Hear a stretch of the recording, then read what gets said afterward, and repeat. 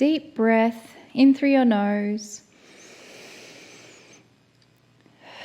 and exhale through the mouth.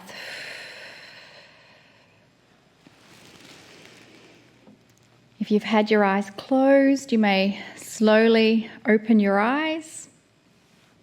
Bring your awareness back into your body. Feel that sense of calm and peace created from the beautiful energies of the channel. And let's invite that feeling of peace and calm and serenity to stay with us as we move into this next section of our program. And Lee and I are very blessed. We have with us tonight Amy Lee McCree, who is a medical intuitive. And Amy, are you there? I am here. Hello. Well, welcome. And we want to tell everyone about you, Amy, because you have so much to offer and we're so excited. So Amy Lee McCree is a medical intuitive, and that I'm just going to stop right there because interests me so much. I've met a number of them. I am not. And there is something there that people want to know so much about, but it doesn't stop there. She's got 20 years of experience, specializes in not only that, spirit guides, and a focus on shamanism, chakras, and holistic wellness. Best-selling author of 15 books and maybe more. She is a media personality, and you're going to see in a minute where she shines there. Holistic.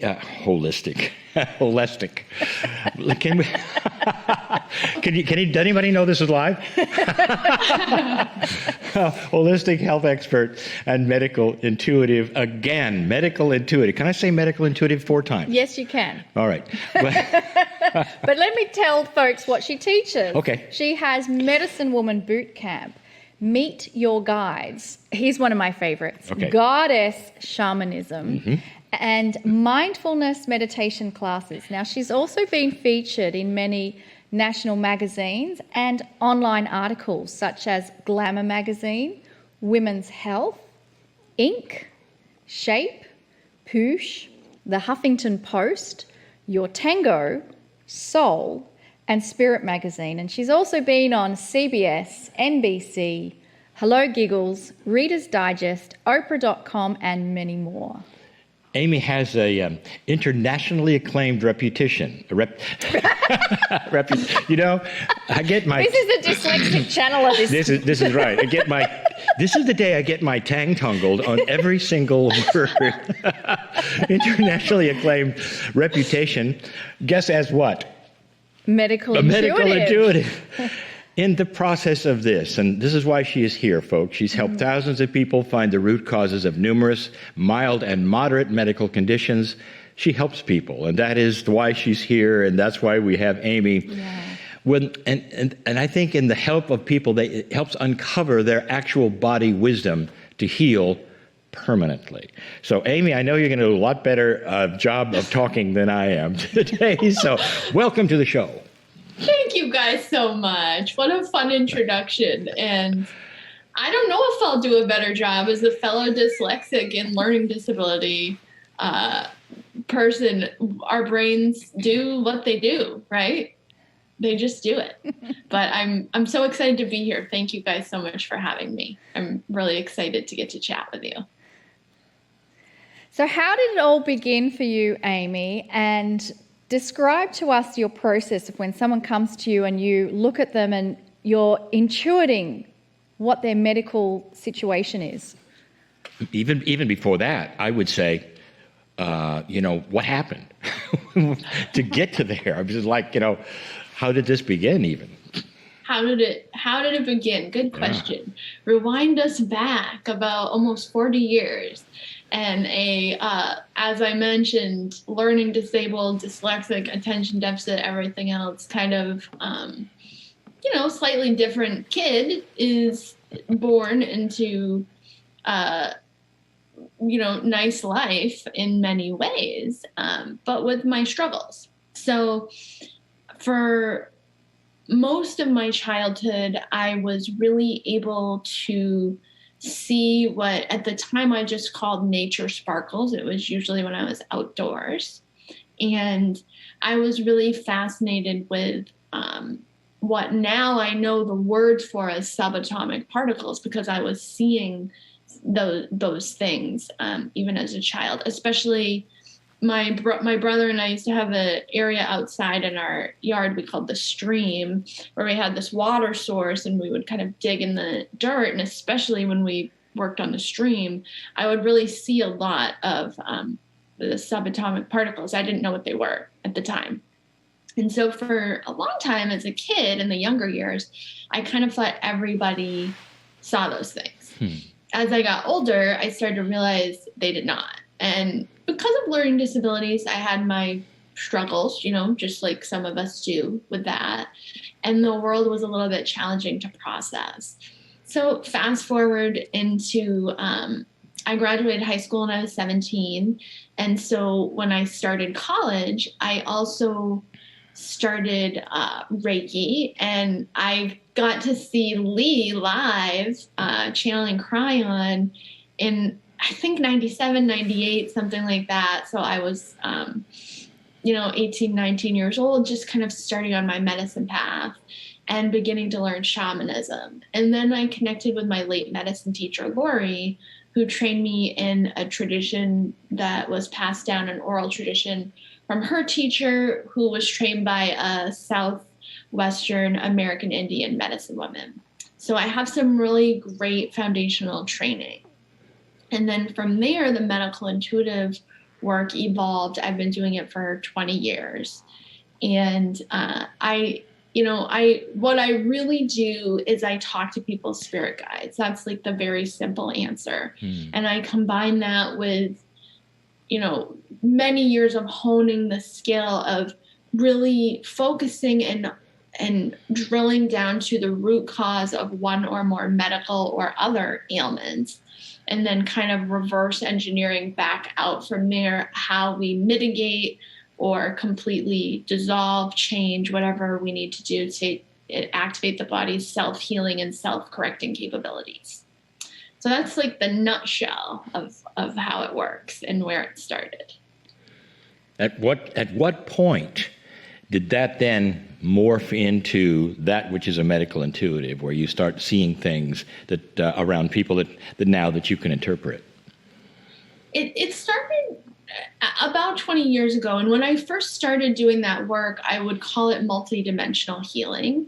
Because I didn't have that word yet, medical intuitive. I had worked with a medical intuitive a few years before on a health issue. So I had that word in my vernacular, but I wasn't, understanding that I would call it that yet. And it started to morph. It's always been talking to people's guides. But it started to morph as more people came with health-related questions.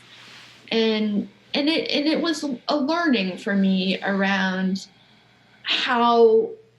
what I needed to see, feel, sense to understand that a cell or an organ or whatever part of the body, the streams of energy in the body were functioning optimally. I have something called synesthesia. So a lot of times when I'm looking into the body, it's not just seeing it or hearing the input from the person's guides.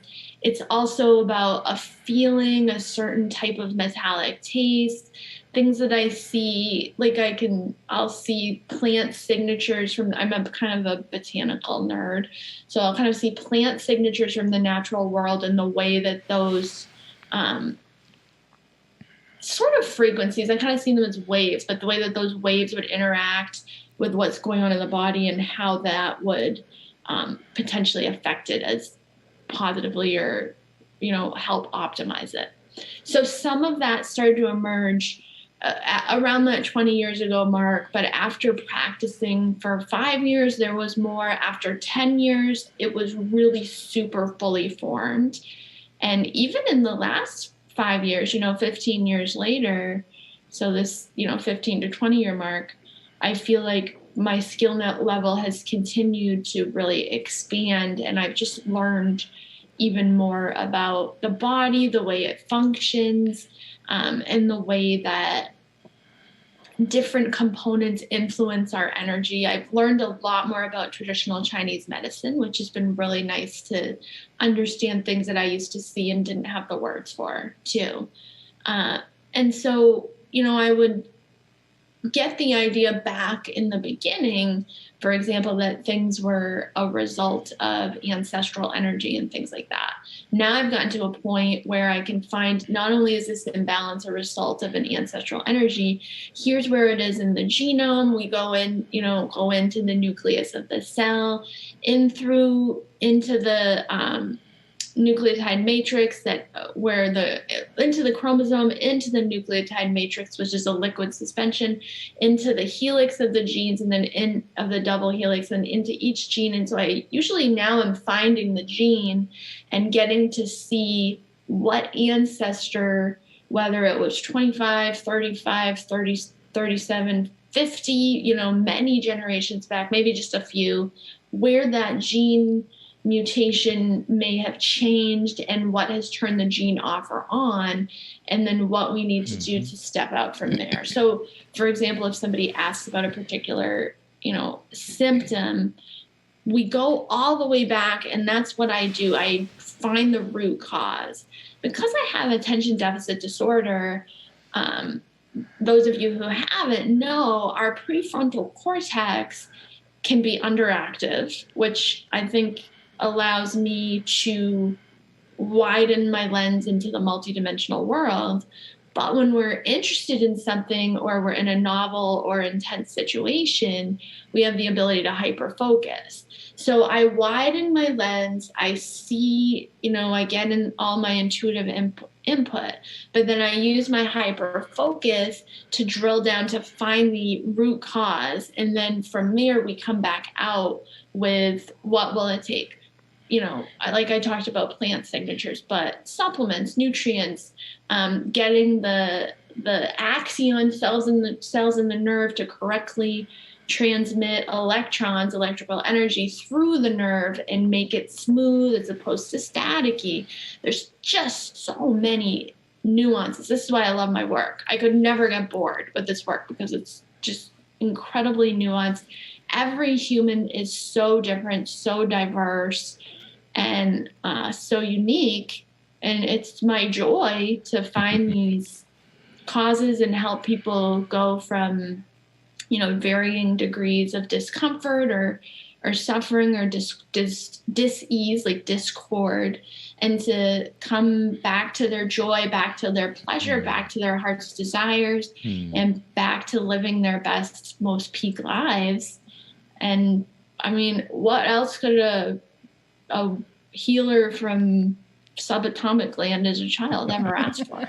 I want to just say here very quickly to the listeners, yes, to the readers, because this sometimes gets transcribed to the viewers, not only does Amy have some processes and all that to give you, you're listening to a very gifted woman. She revealed something that some of you maybe just passed over. She's a synesthesiac, and this is the only second one I have ever met. Really? Yes, who has taken this gift and has turned it into something beautiful for other people. Nancy Tappy was the other one who helped us write the Indigo Children book many years ago. Really? And she used to say that she would eat peas and taste triangles. This is not an explanation of synesthesia, except to say it is an amazing gift of sight. And this helps to explain to me, Amy, a little bit about your process and how you see. So please continue.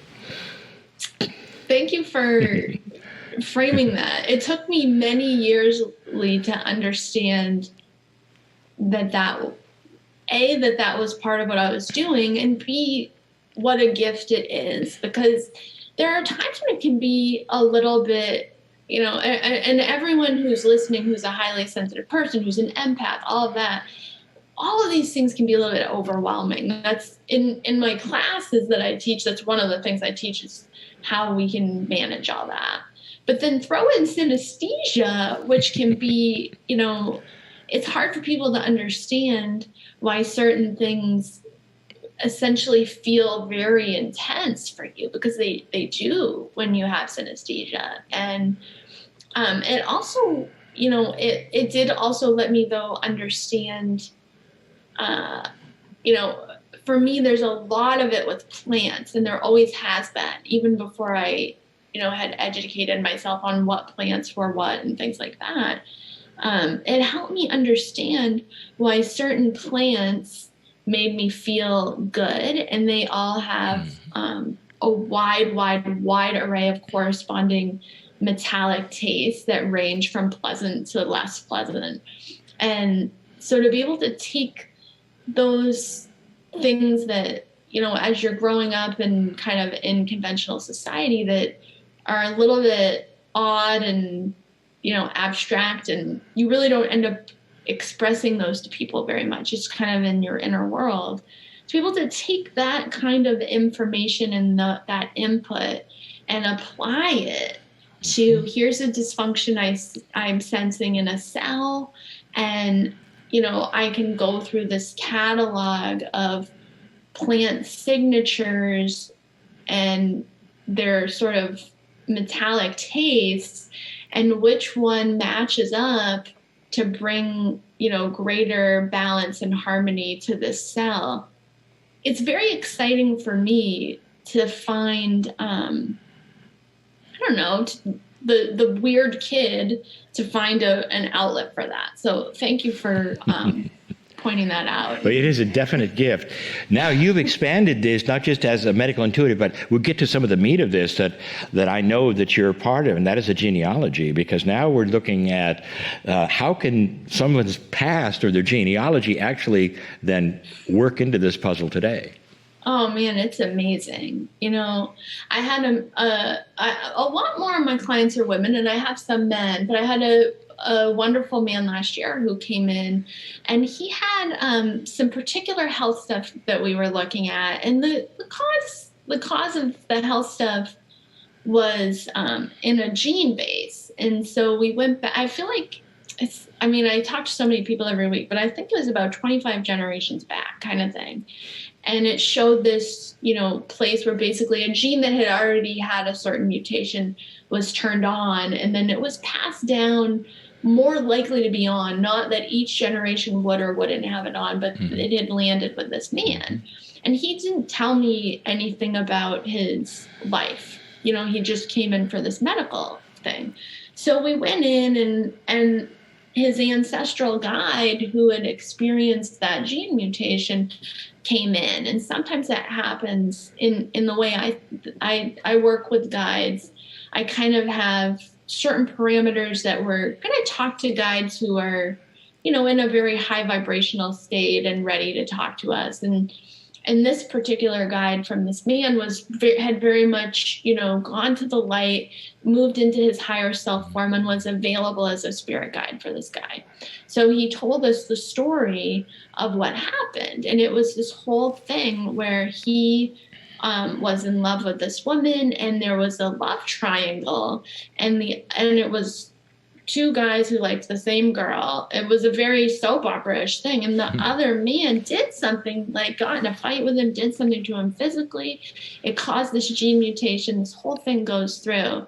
So we back out. We figure out what we have to do to change the gene. The man who called had the same life situation playing out. It was one of those blow your mind things, even for me. Because I didn't expect that. He would say, well, I have to tell you, I'm in that situation and don't want it to come to the point it came to for this 25 generations ago ancestor. And it caused a health problem. Wow, that is truly amazing. And we learn about this in other modalities. And one of the other things we learn is the connection between our emotions and our felt perceptions of those emotions and our health imbalances. I would love to hear from your unique gifts explaining that role and relationship between emotions and health imbalance. That's a fabulous question, and it's so nuanced, but the crux of it is what I see is when we have stored emotional energy that is deemed unpleasant or undesirable by some part of the brain. And so the energy is stored and we're not able to process all of it, which happens to us really all the time in life. It happens to us frequently. If it gets stored somewhere in the body, it can serve as a magnet to hold an imbalance in place. So sometimes when we're looking at a root cause, it may have a gene component, absolutely, but it may also have an emotional component. A really classic example that I've seen many times over the years.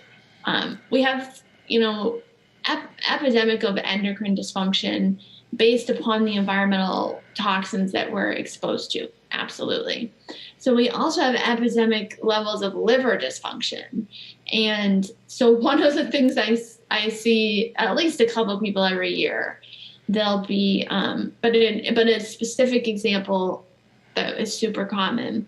Somebody comes in and we get to a root cause of something. We go into the liver, we go into the cells of the liver, and I find, some kind of deposit of cadmium or something that is causing toxic load and dysfunction and clogging up the liver, not doing good things for the body. And so we go in, and with the liver, what I often see is in its very inner core is where people sometimes stuff sadness. In its middle layer, people stuff anger on top of it. So if somebody has put those emotions in the liver, probably because on a imprinting, intrinsic, unspoken level, they may have seen or felt that from a parent, whether it's a biological parent they were raised with, or a biological parent they weren't raised with, or someone that they spent a lot of time with as a child. So in that imprinting stage, if they've learned that when we have sadness, we can't process, one of the places we can store it is the inner core of the liver. And if we have some anger, we can put that on top. That is a magnet that's holding these heavy metals in place. So if we were to use, whatever volcanic zeolite, different chelation, whatever, many different plants and herbs that help us remove heavy metals, and we kind of start pulling it out, but we never get full resolution, it's because we have this magnet, and it's the emotions. And so those have to be dealt with and integrated, expressed. It doesn't mean we have to feel them all, but it means we need to remove the magnet, and then the metals can leave the body a lot more easily. I have a question about this also. There are many people who feel that if it's in your genes, that's it. I mean, you've got, your mom had it, your sister had it, or whatever, and now you're going to get it. Is it possible for people to change this or change their gene expression? Yes, we change our gene expression all the time. And oftentimes we think, oh, this was our, this foregone conclusion that everybody in the family had this. A gene may or may not have come in with that mutation on or off. First of all, we may do things, experience things, think things, have certain patterns, be exposed to certain chemicals that turn the gene on in the first place. But even if it comes in on, which can happen, we absolutely have the ability to change the expression of the gene. And I'm not saying this is necessarily always easy. Absolutely, it can be easy, but it's not a novel process. This is if we are committed to conscious evolution, consciously being present to ourselves, being aware of things that may take work and effort to choose to elevate our frequency, our vibration, our level of joy, our expression in the world. Then we can make these changes and live, an optimal life. Absolutely, we can change our gene expression. I see it every week. That's great. You're as I can looking at you, as your biggest talent is what you're doing right now, and that would be in sessions and readings and individual, I'm sure, helping people one at a time to see who they are and what is there. We've got about 5 minutes left, which is quite a bit of time. But tell us a little more. Right now, I'd like to know anything about your website, or you've got. I think you have something for us for the viewers this week. I do. I have something for you guys. So I am offering you guys. It's good until July 1st. A 15% coupon to have a session with me. It's good for any session. And when you go in on my site, amyleemccree.com, and you book your session, it'll have a spot for a coupon code, and your code is Kryon, which I know you guys all know, and you know how to spell, and we all love Kryon. I mean, I was like so excited to get to sort of meet Kryon via Lee back in the late 90s. And it's really exciting to me to get to like be with you guys, and give that, get to give this code and even call it Kryon. I was older then. You were definitely older then. Yes, right. You're Benjamin Buttoning. You're reverse aging. That's one of the things, right? When we channel spirit, fingers crossed. Amy, the elephant under the table, I would say right now, is COVID. We have. I was just about to ask about that. How in this environment that we are all subjected to, and despite us being able to stay out of fear, the conscious global collective is of fear and uncertainty. So anxiety what too. What insights are you getting, and how are you helping people with that? It's an interesting thing.